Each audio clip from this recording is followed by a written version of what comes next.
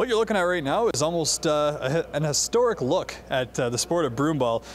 And I'm standing here with Doug Nixon. He's an international broomball official. He's with Broomball Manitoba. Doug, you've pretty much been around the game a number of years.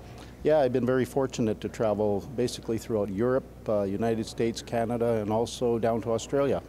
And over all that time, obviously the equipment has completely changed, and you brought a nice little assortment for us. I want to start with the shoes. As you can see, obviously the oldest one standing right there in the middle. And when would they have used something like that? That shoe was brought out in the late 60s, early 70s, and was actually designed to be used mostly on outdoor ice because it has the little pocket holes at the bottom. And since then they progressed to a spider, which is the newer style of shoe. Okay, and then in terms of, has obviously grip been an issue? Because I mean, running around with those, they're super comfortable shoes. If anybody's never worn one of them, on the bottom it's almost like a little cushion, which is really nice. Yeah, they've changed the style of the rubber. It's not the same rubber, but it's almost like a Blizzak tire, where the rubber spreads out and gives you much more friction, which gives you much more traction. Which is always a good thing when you're running around on ice, which we should mention. And now people might be familiar with the hockey stick, but this is obviously very different. This looks like, to me anyways, the oldest of the brooms that you brought here. Looks like it's got some character to it, but as kind of time has gone on, they've moved to kind of more of the, almost like more of a composite style stick. What kind of difference does that give for players? Actually, this actual stick here was a design that came off of old curling brooms that they dipped in paint, and they used those for an actual broomball broom, and then these became a manufactured broom from D-gel. And as the years progressed, just a wooden stick, they've come right into the aluminum style stick and progressed that, and they actually have a composite stick now, which I didn't bring with me today, but this is probably the one you'll find around Manitoba most in the newer style of sticks. Aluminum shaft and value about $80 to $90. Which is, I mean, relatively affordable compared to a lot of the composite hockey sticks that you see out there too, so, which can go for over $300. One of the things I noticed on the edge of these sticks are the triangle ends, and I'll make that just so cameraman Jeremy from Red River College can see it. One side's got that point, and the other side's kind of cut off. Does that depend on what hand you shoot? Quite often it does. There's lines on both sides which a player can cut both corners off if they feel they want to be shooting from either side. Personally, I use the one corner on the ice, and it gives me a little bit more ball control, but it will allow players to have just a little bit more control of the ball the more they leave on there.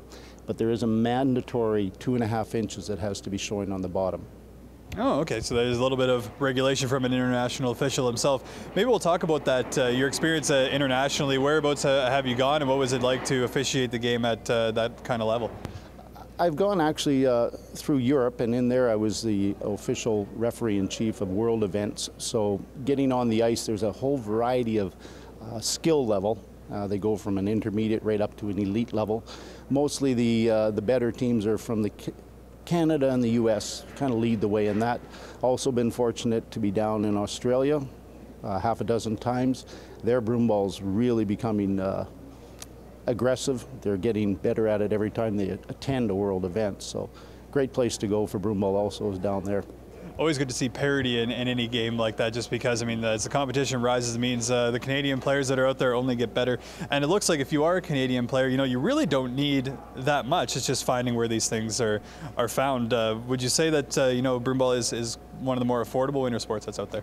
It's absolutely much more affordable. We don't have to worry about sharpening skates and getting a new pair of skates every 2 or 3 years. Once you're in a pair of broomball shoes, they'll last you, as long as you take care of them, they'll last you 4 to 5 years, as long as your feet aren't growing too much.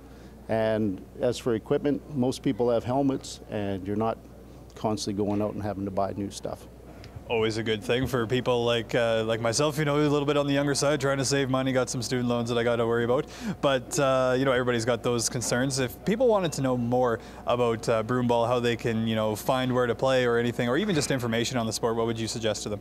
Well, we have a website. It's broomballmb at shaw.ca. And we have other websites. At St. Claude Broomball has a big website going, and also you have the International IFBA Broomball and CBF, which is Canadian Broomball Federation. So there's websites for all those. And all that information can be found at all those sites as they come down underneath me. That's the Manitoba one right there, just for anybody watching that wants to get in with Manitoba broomball, just like Doug. And, you know, it's taken them all over the world. Maybe it can for you too. For Shaw TV, I'm Mitchell Clinton.